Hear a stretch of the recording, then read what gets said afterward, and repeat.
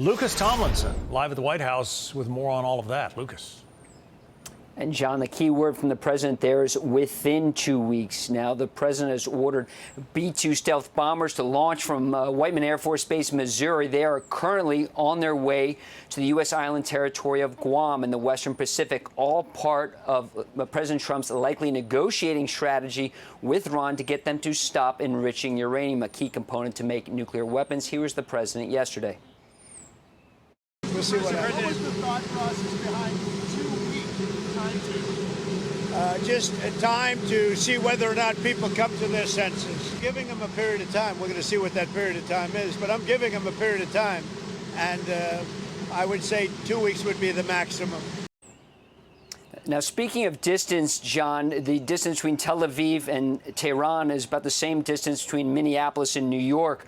These B-2s you see launching from Whiteman Air Force Base is file footage, of course, much longer distance. And around 11 a.m. Eastern time, the two formations of B-2s refueled near Hawaii on their way to Guam. It's notable after taking off from Whiteman in Missouri, they were refueled by a group of tankers, a sign they were carrying those heavy 15-ton bunker-busting bombs. Each B-2 can carry two of them. American fighter jets, including fifth-generation F-22s, are also headed to the Middle East, which could serve as escorts, could also strike targets in Iran themselves if ordered. And I stress if ordered, John, because if President Trump orders a strike on Iran's uranium enrichment site of Fordo, buried deep underground 2 hours south of Tehran, it might require more than one strike. Here's the former head of U.S. Forces in the Middle East, General Joe Votel, who commanded the U.S. Central Command when U.S. forces defeated ISIS.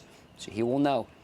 We don't just ever drop bombs and then forget about it. We assess, we look at we make assessments on the damage we've done, and then oftentimes we reattack. And so it's likely that we will need to do this. General Votel saying more than one strike might be necessary to strike Fordo. Now, the top Democrat on the House Armed Services Committee is urging President Trump not to think the U.S. should get directly involved in this conflict. We have bases in Qatar, in Bahrain, in Iraq, UAE, and even some troops in Syria, and those proxy forces could very aggressively target U.S. interests. And President Trump is returning to the White House. He will land on the South Lawn and have a meeting of his national security team inside the White House at 6 p.m. Eastern, likely weighing whether to strike Iran. John? So 2 weeks is the president's self-imposed deadline or time limit, if you will, Lucas. Within 2 weeks, John, is what the president said. That's why there were a lot of people watching this formation of two groups of B-2 bombers leaving Whiteman Air Force Base in Missouri, going to Guam.